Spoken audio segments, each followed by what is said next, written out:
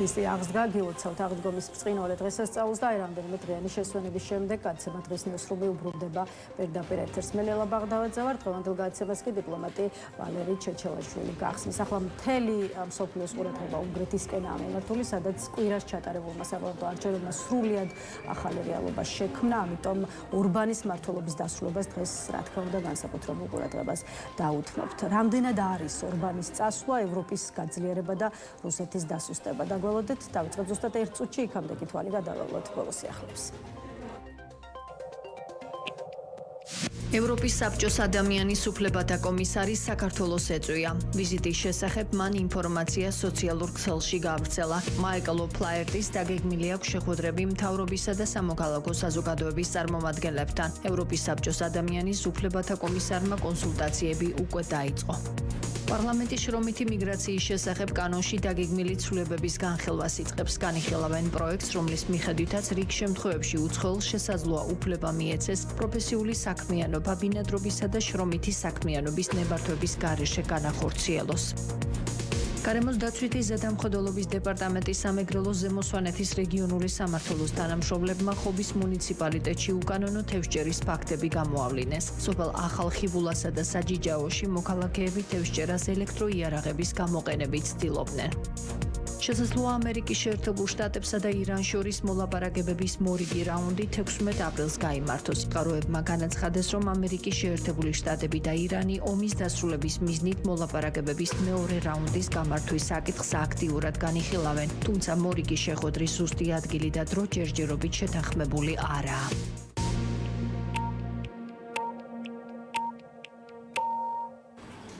მაშასე ეს არის დღის ნიუსრუმი, კიდევ ერთხელ მოგესალმებით და წარმოგიდგენთ ჩვენს პირველ სტუმარს, როგორც გითხარით, გაცემას გახსნის დიპლომატი ვალერი ჩეჩელაშვილი. გამარჯობა ბატონ ვალერ, ვისარგებლებ შემთხვევით და ინტერვიუს დაწყებამდე მოგილოცავთ აღდგომის დღესასწაულს, ისე როგორც გილოცავთ დედაენის დღესაც, სხვათა შორის დღეს კიდევ ერთი მნიშვნელოვანი დღე გვაქვს, ასე რომ ამ ყველაფერს გილოცავთ. რაც შეეხება ჩვენს ინტერვიუს, დღეს უნგრეთით უნდა დავიწყოთ, რადგან საპარლამენტო არჩევნებმა იცით, რომ იქ ახალი რეალობა შექმნა 16 წლიანი მმართველობის შემდეგ ვიქტორ ორბანი მიდის და მოდის მისივე პარტიის ყოფილი წევრი, სხვათა შორის ასევე კონსერვატორი პიტერ მადიარი, რომელიც ქვეყნის ისტორიაში, როგორც აღმოჩნდა, ყველაზე მეტი ხმით ჩამოაყალიბებს მთავრობას და გადაიბარებს ხელისუფლებას მინიმუმ შემდეგი 4 წლის განმავლობაში. ვიდრე ვისაუბრებდეთ იმაზე, რა იცვლება არა მხოლოდ უნგრეთისთვის, არამედ მთლიანად ევროპისთვის, იქამდე უშუალოდ ამ ქვეყნის შესახებ გითხარით. აი რა ეტაპი სრულდება უნგრეთის პოლიტიკურ ცხოვრებაში ორბანის გაცილებით და შესაბამისად რა ეტაპი იწყება უკვე მადიარის მოსვლით. რა თქმა უნდა, იწყება სრულიად ახალი ეტაპი უნგრეთის განვითარებაში. საერთოდ უნდა ითქვას, რომ ძალიან სერიოზული ცვლილებები მოხდა 16 წლის განმავლობაში, ანუ თვითონ ორბანმა როგორც პოლიტიკოსმა განიცადა ძალიან სერიოზული ტრანსფორმაცია. და ეხლა დიდხანს რო არ ვილაპარაკოთ ამაზე, ეს იყო ტრანსფორმაცია ქვეყნის მათ შორის ორბანის მიერ გატარებული პოლიტიკის შედეგად ელექტორალური დემოკრატიიდან უნგრეთი ყალიბდებოდა ელექტორალურ ავტორიტარიზმად. ტრანსფორმაცია ცუდი კუთხით. ცუდი კუთხით, რა თქმა უნდა, ხო, ამას ბევრი მიზეზი ჰქონდა, მაგრამ ეს რაც მთავარია არ მიიღო არც უნგრელმა ხალხმა და არც უნგრეთმა როგორც სახელმწიფომ. უნგრეთმა დაადასტურა, რომ ის არის ევროპული სახელმწიფო და უნგრელმა ხალხმა კიდევ ერთ ჯერზე დაადასტურა, რომ ის არის ევროპული ერი. შესაბამისად, ამ შედეგით გაძლიერდა უნგრეთი, გაძლიერდა ევროპა და დასუსტდა, რა თქმა უნდა, რუსეთი.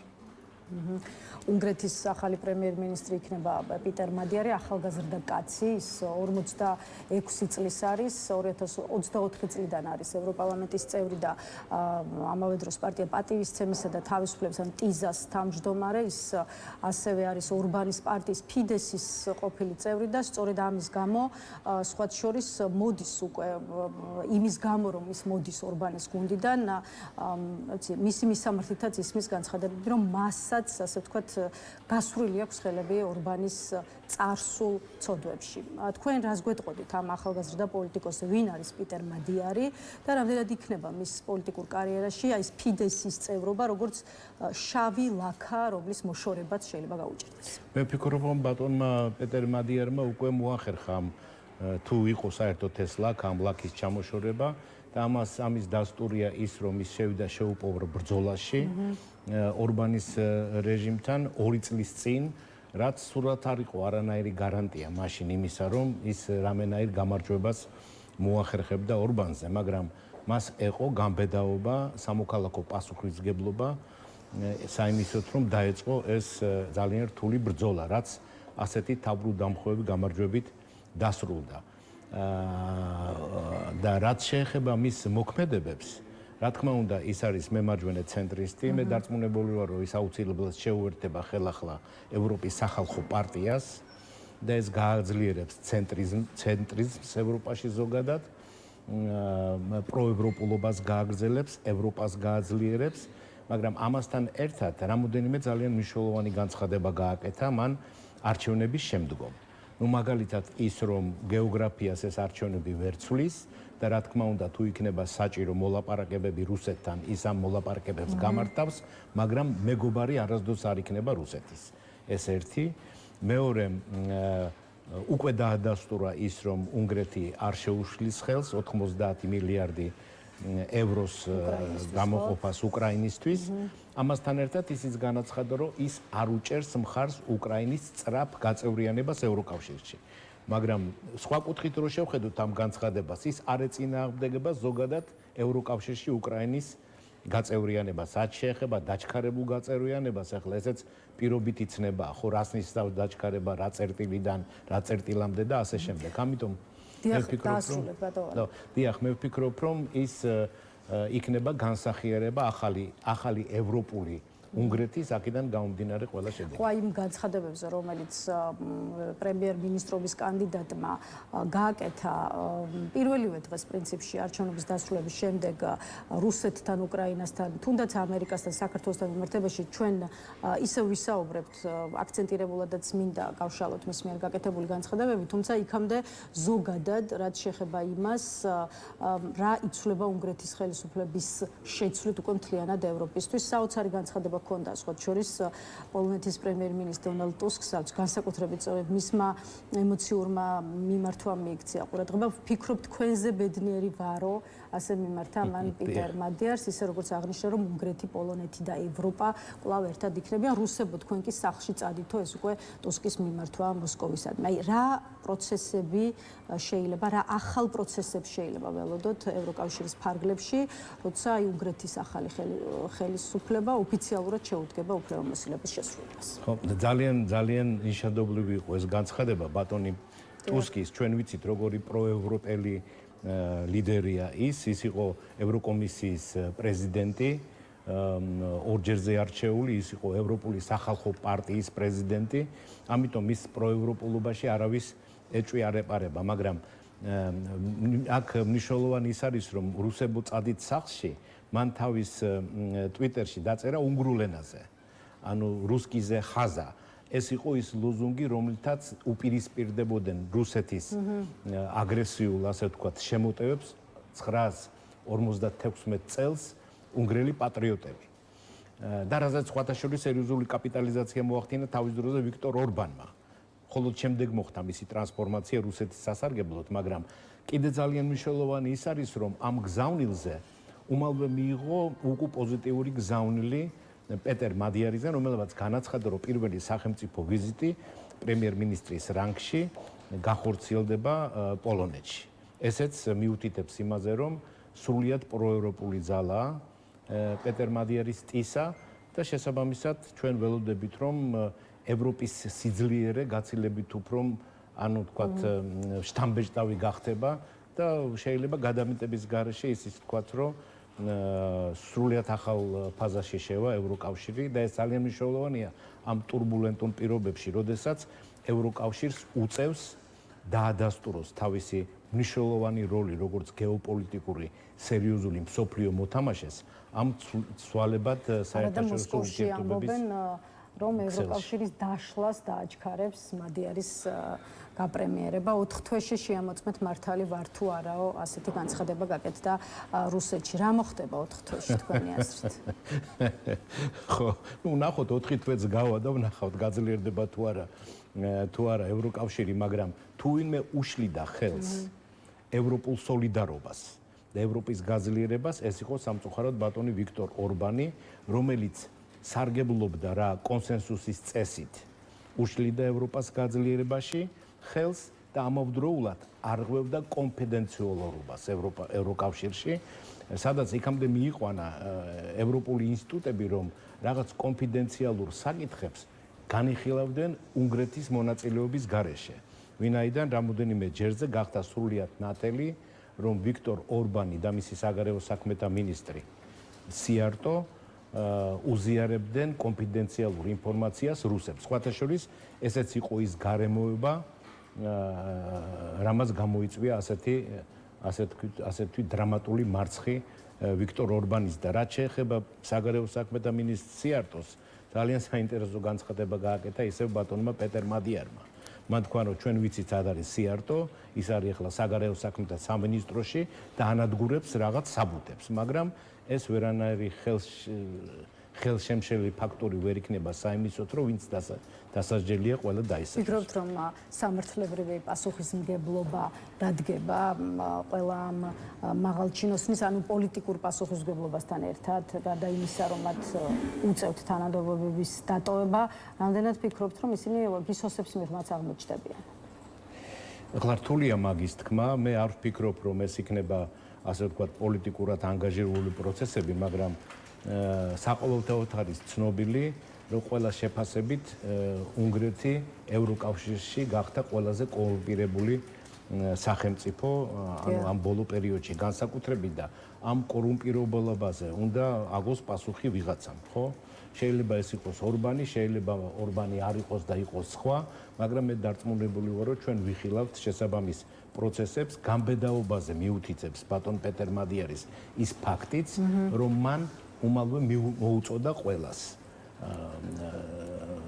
საკონსტიტუციო სასამართლოს თავმჯდომარეს, უზენაეს სასამართლოს პროკურორს და ასე შემდეგ, ანუ ადამიანებს, რომლებიც შედარებით ავტონომიურობით სარგებლობენ უნგრული, ანუ თქვათ, კანონმდებლობის თანახმად, მოუწოდა, რომ დაუყოვნებლივ გადადგნენ დაკავებული თანამდებობებიდან. და ამის სრული უფლება აქვს, იმიტომ რომ მიიღო კონსტიტუციური უმრავლესობა, რაც აბსოლუტურად უხსნის ყველა მანევრის საშუალებას ბატონო. ბატონო ვალე, რუსეთთან ურთიერთობებზე მინდა ჩაგკითხოთ, ხა თქვენ კი საუბრეთ გარკვეულწილად იმ კომენტარზე, რომელიც პიტერ მადიარმა გააკეთა რუსეთთან ურთიერთობებზე, თუმცა კიდევ ერთხელ მინდა გავახსენოთ მაყურებლებს, რა თქვა უნგრეთის მომავალმა პრემიერ-მინისტრმა, არც უნგრეთის და არც რუსეთის გეოგრაფიული მდებარეობა არ შეიცვლება, თუ საჭირო იქნება მოლაპარაკებებს გავმართავთ, მაგრამ მეგობრები არ გავხდებით, ეს არის მისი პოზიცია, ხოლო რაც შეეხება რუსეთის პოზიციას უნგრეთის ხელისუფლების ცვლილებებთან დაკავშირებით, აი სერგეი ლავროვი ამბობს ასეთ რამეს, მზად ვართ უნგრეთის ახალ მთავრობასთან ურთიერთობების დასამყარებლად, ყველაფერი იმაზეა დამოკიდებული, როგორ ესმით მათ თავიანთი ეროვნული ინტერესები. აი როგორ ფიქრობთ, როგორ წავა უნგრეთის და მოსკოვის ურთიერთობები უკვე მას შემდეგ, რაც ამ ქვეყანას ამ ქვეყნის ხელისუფლებაში ახალი ძალა ოფიციალურად მოვა და რამდენად შეგვიძლია ვთქვათ, რომ რუსეთმა დაკარგა ევროპაში ერთ-ერთი მთავარი მოკავშირე და მთავარი დასაყრდენი ქვეყანა. როგორც მინიმუმ რუსეთმა დაკარგა კონფიდენციალური ინფორმაციის მიღების ძალიან სანდო წყარო, დაკარგა შესაძლებლობა, რომ ემოქმედა უნგრეთის მეშვეობით იმაზე, რომ სოლიდარობა ევროკავშირის დაერღვია, აქედან გამომდინარე ყველა შედეგით, რამაც გავლენა მოახდინა ასევე ევროკავშირის მიერ უკრაინისთვის გამოყოფილი ასე ვთქვათ, დახმარების გაწევაზე. ამიტომ, სერიოზული ბერკეტი დაეკარგა რუსეთს და ყველანაირად ცდილობდა წინა საარჩევნო პერიოდში რუსეთი, რომ დახმარებოდა ბატონ ორბანს. სპეციალური ჯგუფებიც იყო გაგზავნილი უნგრეთში და ასე შემდეგ, ამაზე ყველა მთელი ეს პერიოდის განმავლობაში, მთელი ამ პერიოდის განმავლობაში მართლაც გვესმოდა განცხადებები, რომ რუსეთი აქტიურად იყო ჩართული აი საპარლამენტო არჩევნებში, რათა სწორედ ვიქტორ ორბანის ხელისუფლებაში დარჩენა ყოფილიყო გარანტირებული, თუმცა მოსკოვი, როგორც ამბობენ, დამარცხდა იმის პროპორციულად, რომ დამარცხდა ვიქტორ ორბანი. აი რატომ გაუჭირდა, მოდით ამასაც კითხავთ, რუსეთს უნგრეთში არჩევნების მოგება? აი რა ფაქტორებმა განაპირობა თქვენი აზრით ორბანის და მასთან ერთად მოსკოვის მარცხი? ну პირველ რიგში ეს პირველად არ დამარცხდა რუსეთი ევროპაში. ეს არის ევროპაში რუსეთის მესამე დამარცხება რუმინეთის, მოლდოვას და მოლდოვას შემდეგ. უნგრეთი არის მესამე და ყველაზე დიდი დარტყმა, რომელიც მიიღო რუსეთმა და რატო დამარცხდა რუსეთი? იმიტომ რომ რუსეთი სუსტდება, აქ გაცილებით უფრო ნაკლები რესურსი და იმ ფაქტს ვერავინ ვერ უარყოფს, რომ რუსეთი არის აგრესორი და უკრაინა არის მსხვერპლი.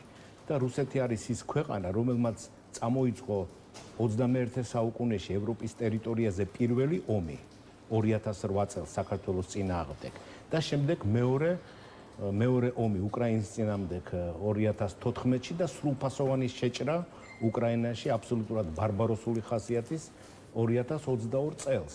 და სხვათა შორის ეს ძალიან მკაფიოდ აღიარა ბატონ პეტერ მადიარმაც და ევროპელები ძალიან კარგად იცნობენ ამ რეალობას, იმიტომ რომ იქ ინფორმაციული მონოპოლია რუსეთს არ გააჩნია. ამ პირობებში განწირულია რუსეთი საიმისოდ რომ დამარცხდეს და ეს კიდევ მორიგერზე დადასტურდა. ვინ რჩება მოკავშირის სახით, რომელი ქვეყანა მასში, როდესაც უნგრეთი აღარ ეყოლება? ну ალბათ შეგვიძლია სლოვაკეთზე ვთქვათ, რომ მეტნაკლებად ფიცო, მაგრამ ფიცო მიყვებოდა ორბანს ფარვატერში.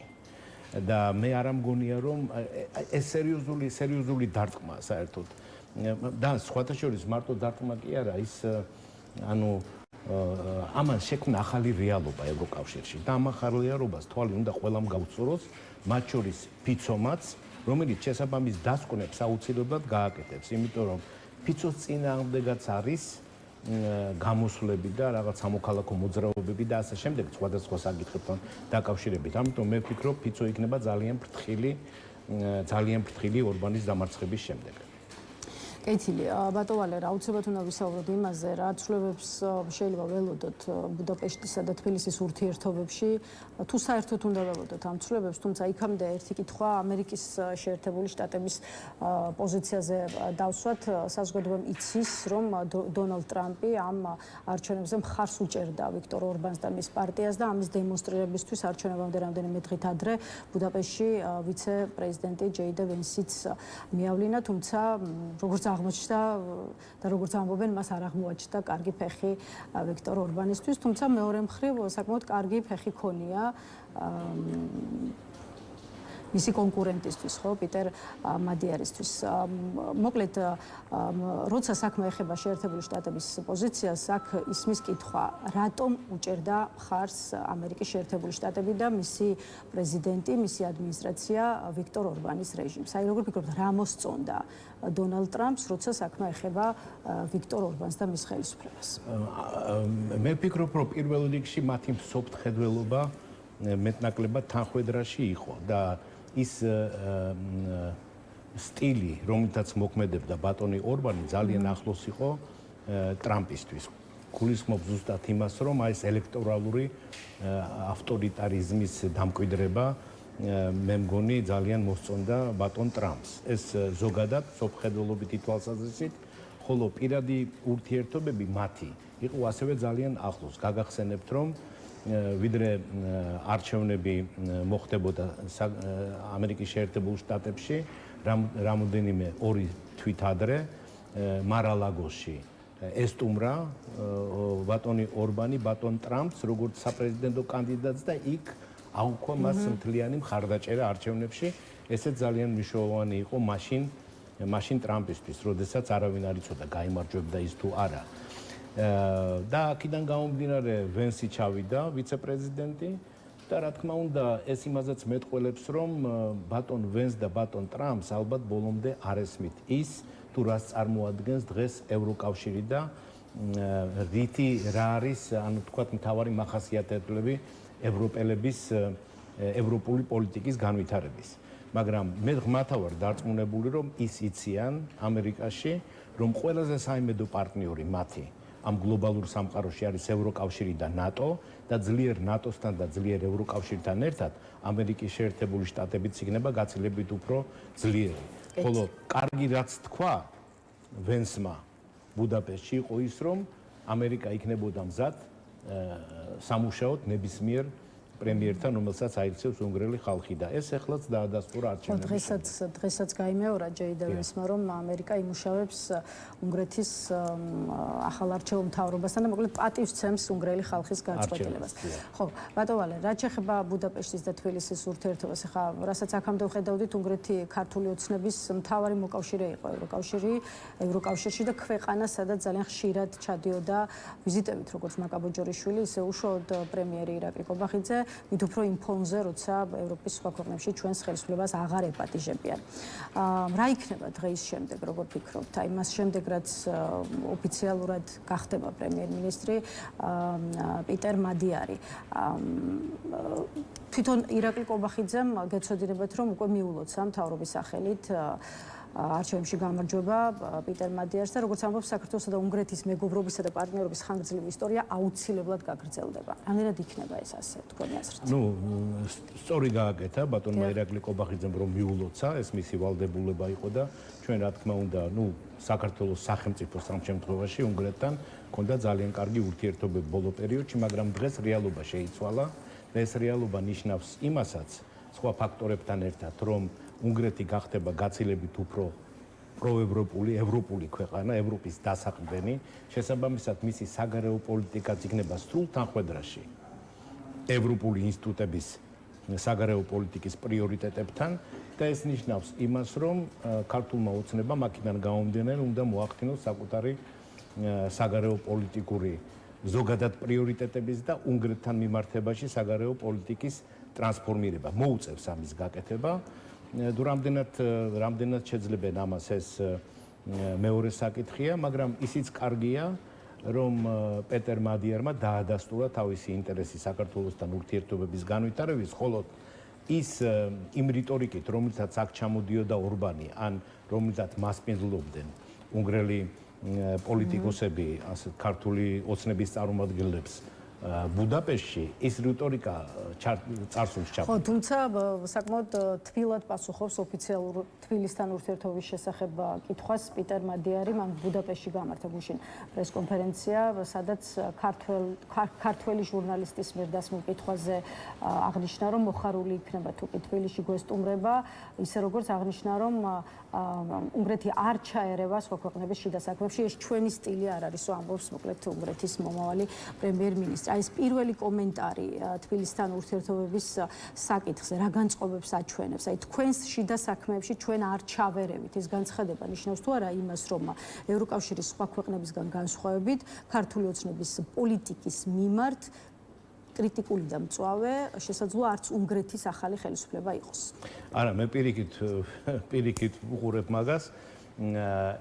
ეს განცხადება გააკეთა, ჯერთ ეს არის ძალიან კარგად დაბალანსებული დიპლომატიური განცხადება, რომელსაც აი თქვათ ნეგატივს ვერ გამონახავ, როგორც კი არ უნდა გინდოდეს, მაგრამ ირიბად ეს არის იმის მინიშნება, რომ აქამდე უნგრეთის ხელისუფლება ზუსტად რომ ერეოდა საქართველოსში და საქმეებში და ამის შემდეგ აღარ ჩაერევა საქართველოსში და საქმეებში, მაგრამ ვინაიდან უნგრეთი გახდება გაცილებით უფრო პროევროპული ქვეყანა და თანხმდრაში მოიყვანს თავის პოლიტიკას ევროპის პოლიტიკასთან, შესაბამისად იქნება ფორმირებული უნგრეთის გზავნილებით საქართველოს ხელისუფლების მიმართ. და ანუ თუ ადრე ორბანის და ქართული ოცნების ანტიევროპული რიტორიკა იყო სრულ თანხმდრაში, ეხლა ეს თანხმდრა ჩაბარდა წასულს. პეტერ მადიარი არის პროევროპული პოლიტიკოსი და შესაბამისად ის მხარს ანტიევროპულ რიტორიკას საქართველოს დღევანდელი ხელისუფლების ნამდვილად მხარს არ დაუჭერს, რაღაცა რჩევებს ჩამოაყალიბებს, მაგრამ ამ რჩევებს გაითვალისწინებს თუ არ გაითვალისწინებს ქართული ოცნება, ეს კიდე სერიოზული კითხვაა და ამ პასუხს ჩვენ დაველოდებით. დაველოდოთ, იქამდე ბატონ ვალერ, მოდით გავცდეთ უნგრეთს და ბოლოს კიდევ ერთ მნიშვნელოვან გლობალურ საკითხს შევეხოთ, რასაც ქვია ომი ამერიკის შეერთებულ შტატებსა და ირანს შორის. ვიცით, რომ ცეცხლის დროებითი შეწყვეტის თაობაზე ორკვირიანი შეთანხმების ვადა ჯერ არ ამოწურულა, თუმცა მალე ამოიწურება. იქამდე კი ნახეთ, რომ შტატებსა და ირანს შორის ისლამაბადში 11 აპრილს გამართული 20 საათიანი შეხვედრა დასრულდა უშედეგოდ. თავად ტრამპი ამბობს, რომ ბევრ პუნქტთან მიმართებაში არის პროგრესი, მაგრამ ირანს არ სურს უარი თქვას თავის ბირთვულ ამბიციებზე, ამიტომ ყველა სხვა პუნქტი არაფერს ნიშნავს, რომ განმარტავს დონალდ ტრამპი. აი პროცესების როგორ განვითარებას უნდა ველოდოთ ახლო აღმოსავლეთში, როცა ვხედავთ, რომ ყოველ შემთხვევაში ამ ეტაპზე და ამ ეტაპამდე მოლაპარაკებებს შედეგები არ მოაქვს. ეს მოსალოდნელიც იყო ეს მოლაპარაკებები ჩაიშლებოდა, ოღონდ ახლა გამოჟონა ახალმა ინფორმაციამ, რაც შეეხება ბირთვულ პროგრამას ირანის. როგორც ჩანს, ამერიკელები სთავაზობდნენ 20 წლიან მორატორიუმს ამ ბირთვული პროგრამის განვითარებაზე, ირანი დათანხმდა 5 წლიან მორატორიუმს, მაგრამ ამასთან ერთად ირანი არ თანხმდებოდა ბირთვული ნივთიერებების გადაცემას ამერიკის შეერთებული შტატებისთვის, რაც იყო მთავარი პირობა ამერიკელების. მოკლედ, მე ვფიქრობ, რომ მაინც რაღაც შესაძლებლობა სამშვიდობო მოლაპარაკების რჩება ძალაში, ნუ მაგალითად პირობითად შეიძლება შეთანხმდნენ 10 წლიან ან 15 წლიან მორატორიუმზე ირანი და ამერიკის შეერთებული შტატები და შემდგომ ამ მთავარ კომპონენტზე ააგონ დანარჩენი ანუ სტრუქტურული ერთეულები ამ თავის შეთანხმების, მაგრამ მაინც ვფიქრობ, რომ ირანი არის ძალიან სერიოზული საფრთხის წინაშე დგას და ბოლომდე ყველას ალბათ გაცნობიერებული არ აქვს თუ რა შეიძლება მოხდეს ირანში, ეს მხოლოდ შეიძლება იყოს მონაგონი, რაც აქამდე მოხდა, თუ ასე ვთქვათ, ბოლომდე შეეცდებიან ტრამპის მოთმინების გამოცდას ირანელები. შიგნით ახლა რაც მთავარია, შიგნით მე ვფიქრობ ირანის ხელისუფლებაში არის ძალიან დიდი წინააღმდეგობები. ამის ირიბი დადასტურება იყო ისიც, რომ ისლამაბადში ჩავიდა 75 კაციანი მომლაპარაკებელთა ჯგუფი. ეხლა დიპლომატიაში მუშაობის დაახლოებით 40 წლიანი გამოცდილება მაქვს მე და არ მახსოვს, რომ სადმე ვინმე ჩასულიყო 75 კაციანი დელეგაციით. ეს იმას ნიშნავს, რომ ერთმანეთის არ ჯერავთ სხვადასხვა ჯგუფებს, რომლებსაც უნდათ შესაბამისად კონტროლი ჰქონდეთ მოლაპარაკებების პროცესზე და ეს არის ვფიქრობ ყველაზე დიდი ხიფათი ირანისთვის, ვინაიდან საფრთხე ძალიან მაღალია. ირანს ისედაც უჭირდა ეკონომიკურად, ეხლა არის ძალიან ცუდ მდგომარეობაში და უკვე ბალანსს ძლივს ინარჩუნებს, თუ საერთოდ ინარჩუნებს პაკისტანი კიდევ ერთხელ სთავაზობს მხარებს მათ დედაქალაქს მოლაპარაკებების მორიგი რაუნდისთვის და უკვე ვრცელდება კიდეც დასავლურ მედიაში ინფორმაცია, რომ მოლაპარაკებების მორიგი რაუნდი შესაძლოა გაიმართოს 16 ապრილს. საბოლოო ჯამში რა პერსპექტივა შეიძლება ქონდეს მოლაპარაკებებს? წავა ირანი იმ წინადადებების მიღებაზე, რასაც ითხოვს. როდესაც ჩვენ საუბრობთ, რომ წავა ირანი, ირანში ვის გულისხმობთ? იმიტომ რომ ახალი სულიერი ლიდერი მოჩტაბა ხამენეი ხო? ვინ იღებს გადაწყვეტილებას? არის ის რეალურად არავინ რა მდგომარეობაშია და იღებს თუ არა ის გადაწყვეტილებებს და აკონტროლებს თუ არა ვითარებას.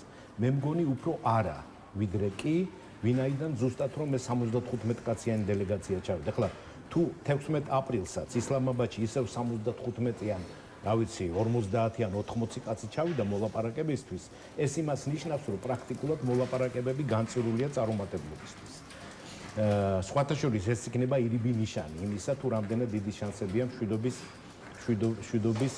მიღწევის, მაგრამ ჯერჯერობით ბოლომდე ამოწურული ეს არ არის. აი ეს 10 ან 15 წლიანი მორატორიუმი შეიძლება იყოს კარგი საფუძველი საერთოდ ზოგადად მშვიდობიანი ზავის დადების, მაგრამ მე ვფიქრობ, მაინც რთულად იქნება ეს კი ბატონო, ბოლო კითხვა უკვე ირანის საზღვაო ბლოკადის შესახებ, რომელიც დონალდ ტრამპის განცხადებით დღეს აღმოსავლეთის დროით 10 საათიდან დაიწყება და უკვე დაწყებულიც იქნება. ამერიკის შეერთებული შტატები ირანის პორტებში შემავალი და იქიდან გამომავალი გემების ბლოკირებას მოახდენენ. ბლოკადა ყველა ქვეყნის გემზე გავრცელდება, რომლებიც შედიან ირანის პორტებსა და სანაპირო ზონებში, კერძოდ სპარსეთისა და ომანის ყურეში მდებარე ირანის პორტებში. ან იქიდან გამოდიან ამერიკული ძალები არ შეაფერხებენ იმ გემების თავისუფლად ნავიგაციას, რომლებიც ჰორმუზის სრუტეს გადიან არა ირანული პორტების მიმართულებით ან მათი დატოვების მიზნით.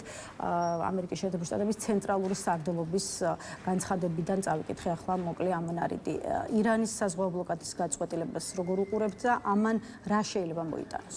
ეს არის ძალიან ძლიერი ბერკეტი ზემოქმედების ირანზე ერთი, მაგრამ რაც შეეხება იმ გემებს, რომლებიც არ შედიან ირანის პორტებში, ისინიც ყველა არ იქნება თავისუფლად ყველა არ გადაადგილდება, ანუ ის გემები, რომლებიც გადაუხდიან ამ გასვლის საფასურს ჰორმუზის სრუტეში ირანს, ისინიც არ დაიშვებიან, იმათაც არ მიეცემათ საშუალება ამერიკელების მხრიდან, რომ ჰორმუზის სრუტე გაიარონ. მაგრამ რაც შეეხება ბლოკადას, ეს უფრო არის მიმართული, უფრო დრამატული არის ირანისთვის არა ის, რომ შეეზღუდება მას საკუთარი ნავთობის ექსპორტი, რასაც დღემდე არ ზღუდავდა ამერიკის შეერთებული შტატები, არამედ ისიც, რომ იმპორტის საშუალება გადაეკეთებათ. ბენდერ აბასი ეს არის უმთავრესი პორტი, რომელიც სპარსეთის ყურეში მდებარეობს და იქიდან 90% იმპორტის იღებს ირანი დღესდღეობით. ეს ხაზი რომ გადაიკეტოს, პრაქტიკულად იქ შიგნით, აუტანელი ვითარება ჩამოყალიბდება ირანში და რა თქმა უნდა, ესეც მნიშვნელოვან ზეწოლას მოახდენს ირანის რეჟიმში. მადლობა ბატონ ვალერ, იმისთვის რომ დაგვითმეთ დრო დაუპასუხეთ ჩვენს კითხვებს, დაგემშვიდობებით. ვალერი ჩეჩიაშვილი იყო ჩვენი სტუმარი, ახლა რეკლამის შემდეგ ლელო ძლიერი საქართველოს წარმომადგენელი შემოგვიერთდება, ასე რომ დაგვერდით.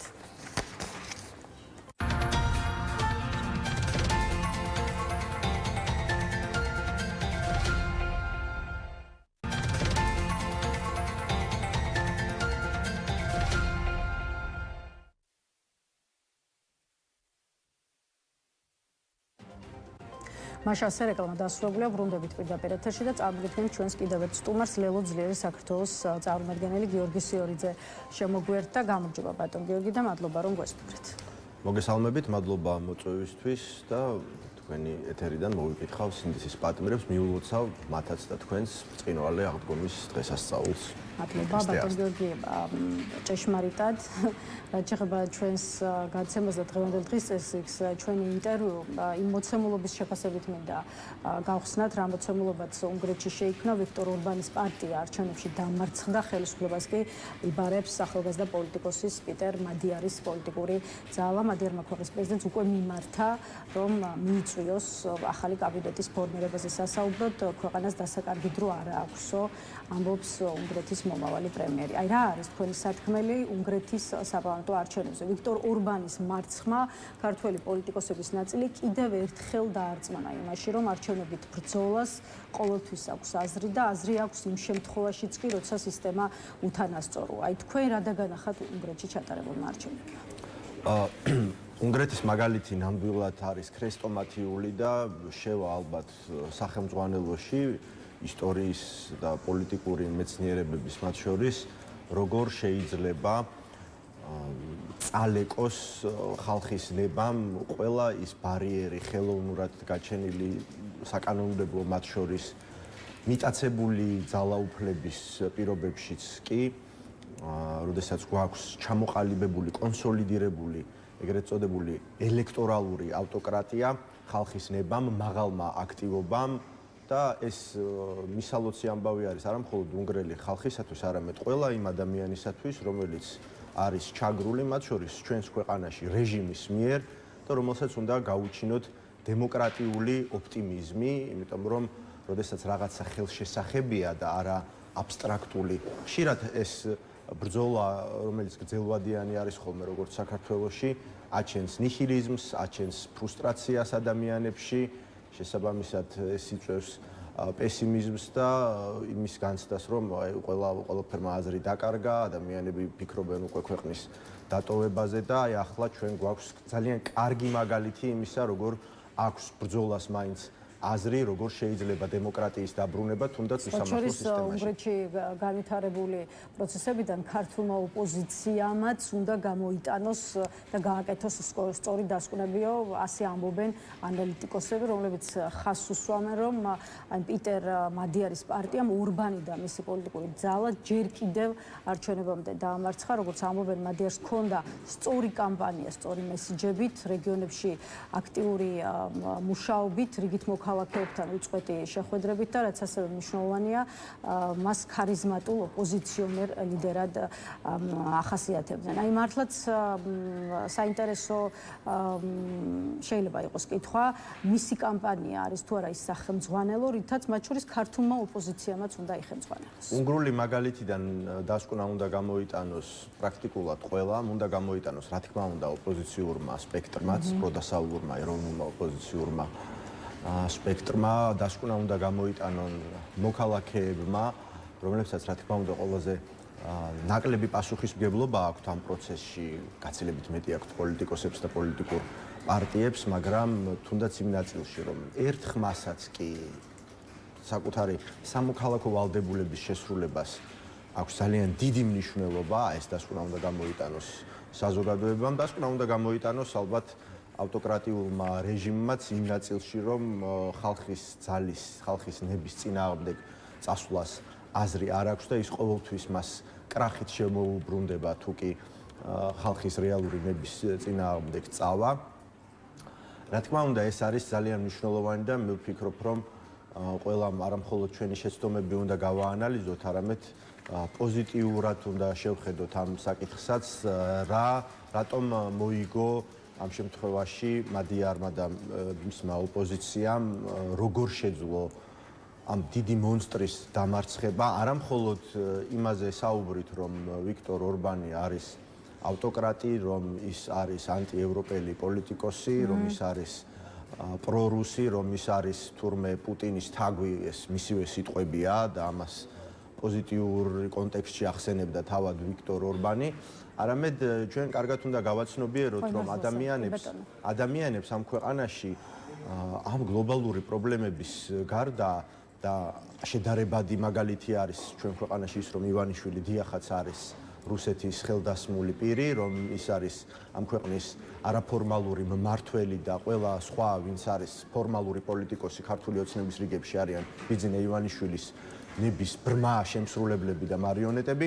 ამის გარდა ჩვენ საზოგადოებას აწუხებს ძალიან ბევრი ფუნდამენტური პრობლემა და არ შეიძლება სასაუბრო შინაარსის და საკომუნიკაციო შინაარსის დაყვანა ერთ დიდ პრობლემამდე. რა თქმა უნდა, სათავე ყველაფრისა არის ივანიშვილი, რეჟიმი, ქართული ოცნება, რომლის ნაბიჯებითაც არის ყველა ეს პრობლემა გამოწვეული, მაგრამ ამ პრობლემებზე თუ არ ვისაუბრეთ, თუ ჩვენ პატარ-პატარა ნაბიჯები არ გადავდგით, დიდი ნახტომის გაკეთება შეუძლებელი გახდება და ადამიანებს აწუხებთ ის საკითხები, რომელიც მათ ყოველდღიურ ცხოვრებაში არის შემოჭრილი, ხო?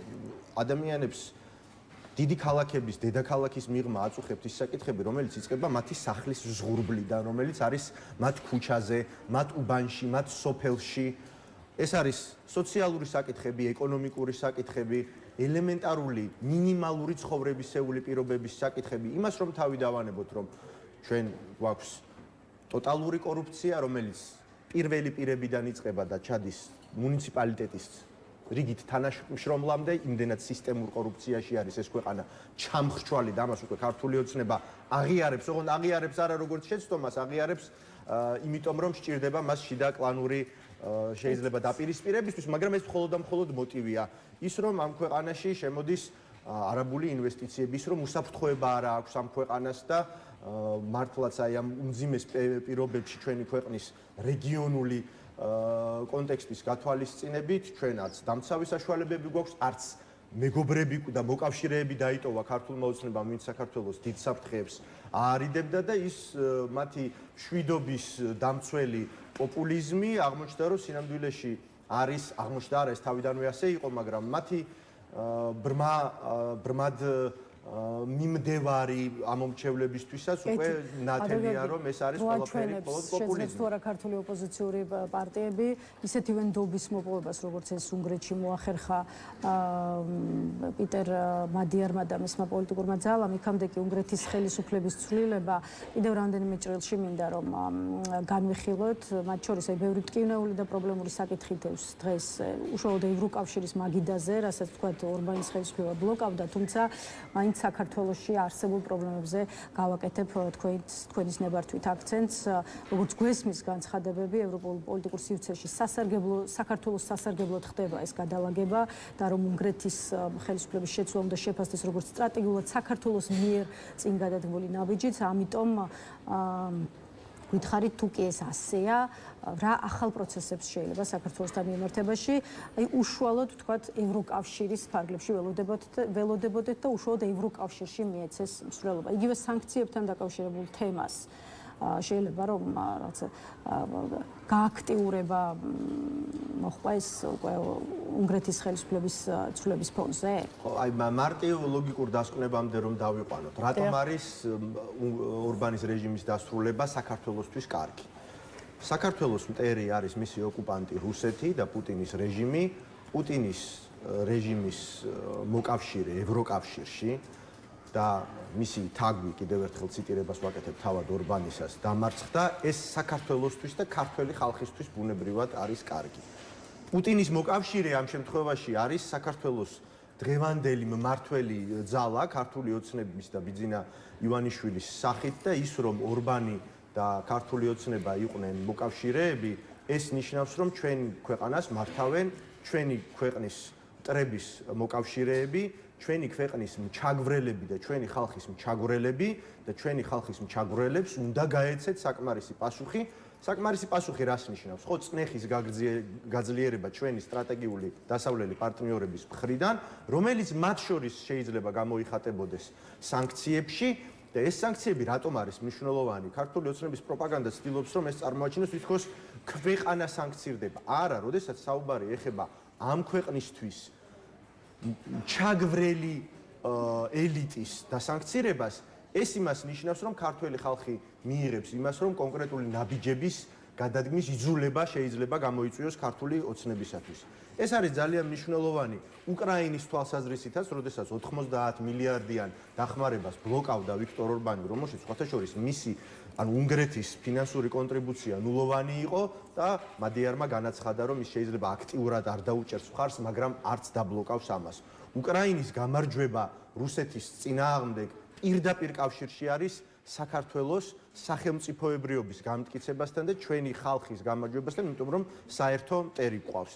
შესაბამისად, ევროპაში და ევროკავშირში, როდესაც მოხდა ეს პრეცედენტი, რომ ჩამოყალიბდა ევროკავშირის წევრი ქვეყანა ელექტორალურ ავტოკრატიად, ანუ ავტოკრატიად, სადაც ფორმალურად არის არჩევნები და ტარდება არჩევნები, მაგრამ არ არის დემოკრატიული ინსტიტუტები, არ არის სახელმწიფოში ძალაუფლება, ხელისუფლება ფორმალურად დანაწილებულია, მაგრამ ერთ ხელში არის კონცენტრირებული, როდესაც მონოპოლიზებული არის მედია, როდესაც სრულად კორუმპირებული არის ხელისუფლება და ის მილიარდობით, ათობით მილიარდი ფულადი დახმარება, მათ შორის სუბსიდიების სახით ორბანის ხელში იყო კონცენტრირებული, აი ეს ყველაფერი დასრულდება ევროკავშირში და ევროკავშირში ვეტოს მექანიზმს აღარ გამოიყენებს ისეთი ხელისუფალი, რომელიც არის ავტოკრატი. ძალიან ჰგავს საქართველოში არსებული რეჟიმი, ორბანის რეჟიმს, კლასიფიცირებული არის საქართველოც და ევროკავშირიც. მათ შორის